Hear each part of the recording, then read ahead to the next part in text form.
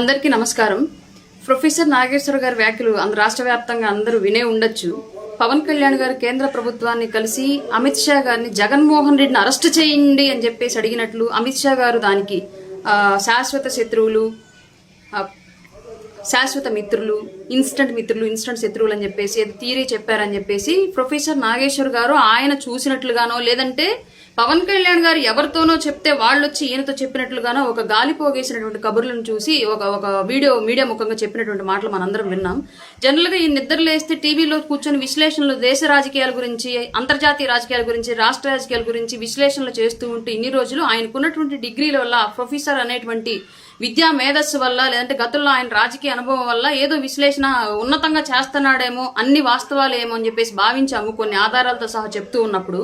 కానీ ఈ రోజు చెప్పినటువంటి ఈ విషయంలో పూర్తిగా ఆధారం లేకుండా మాలాంటి ఏదో చిన్న స్థాయి వాళ్ళలాగా, లేదంటే చదువు సంధ్య లేని వాళ్ళలాగా, లేదంటే 5 రూపాయలకు పనిచేసేటువంటి కార్యకర్తలాగా గాలి పోగేసినటువంటి మాటలు చెప్పడం అనేది నిజంగానే ఎవరు రాష్ట్ర ప్రజలు నమ్మేటువంటి పరిస్థితి లేదు. ఇవాళ పవన్ కళ్యాణ్ గారు కేంద్ర ప్రభుత్వాన్ని కలిశారు అంటే రాష్ట్రంలో ఏ శాఖకి ఏ నిధులు వచ్చాయి, దాన్ని ఎక్కడ ఖర్చు చేశారు, ఎంత పని డెవలప్ అయింది, శాశ్వత నిర్మాణం ఏం జరిగింది, ఏ పనికి ఏ పథకానికి ఆ డబ్బుల్ని వినియోగించారు, ఆ నిధులు అని చెప్పేసి చాలా క్లియర్ గా ఒక అకౌంటబిలిటీ తోటి ఈ రోజు రాష్ట్ర ప్రభుత్వం చూపిస్తూ ఉంది. పవన్ కళ్యాణ్ గారు కూడా రాష్ట్ర ప్రజల కోసం ఆ స్థాయిలో కేంద్ర రాష్ట్ర ప్రభుత్వాల మధ్య వారధిగా పనిచేస్తూ ఉన్నారు.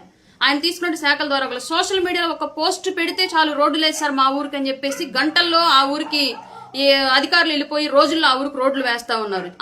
అమరజీవి జలధార ద్వారా ఇవాళ జిల్లాలు గొంతు తడిపేటువంటి ప్రోగ్రామ్, ఆ మంచినీళ్ళు అందించేటువంటి ప్రోగ్రామ్ కి డబ్బులు కూడా కేంద్రం నుంచి తీసుకురావడంలో కానివ్వండి, రాష్ట్ర ప్రభుత్వాన్ని ఒప్పించడంలో కానివ్వండి, ఇవన్నీ కూడా పవన్ కళ్యాణ్ గారు నిస్వార్థంగా సేవ చేస్తున్నటువంటి విధానానికి ఎన్నో తార్కాణాలు, ఎన్నో ఉదాహరణలు. పైగా ఆయన ఎవరి ముందైనా చేయి చాచాడు అంటే, ఏదైనా అడిగాడు అంటే కేవలం రాష్ట్ర ప్రభుత్వం కోసం, ప్రజల కోసం మాత్రం అడుగుతారు తప్ప ఆయన స్వార్థం కోసం ఎవరి ముందు తల ఉంచి చేయి చాచేటువంటి వ్యక్తి పవన్ కళ్యాణ్ గారు కదా. ఆయన వ్యక్తిత్వం అట్లాంటిది కాదు. ముఖ్యంగా ఈ విషయాలు రాష్ట్ర ప్రజలకు అందరికీ తెలుసు. ప్రజలకు ఎంత పని జరుగుతుందో తెలుసు. అలాగే మేము ఎంత గొప్పగా పని చేసినా, పవన్ కళ్యాణ్ గారు ఎంత నిస్వార్థంగా సేవ చేసినా వైసీపీ బురద జల్లిద్దని కూడా రాష్ట్ర ప్రజలకు తెలుసు. అయినప్పటికీ కూడా ఇవాళ ప్రొఫెసర్ నాగేశ్వర్ గారు ఒక విశ్లేషకుల ముసుగులో ఉండి పవన్ కళ్యాణ్ గారి మీద ఇలాంటి నిందలు వేయడం అనేది నిజంగానే క్షమించదగ్గటువంటి విషయం కాదు.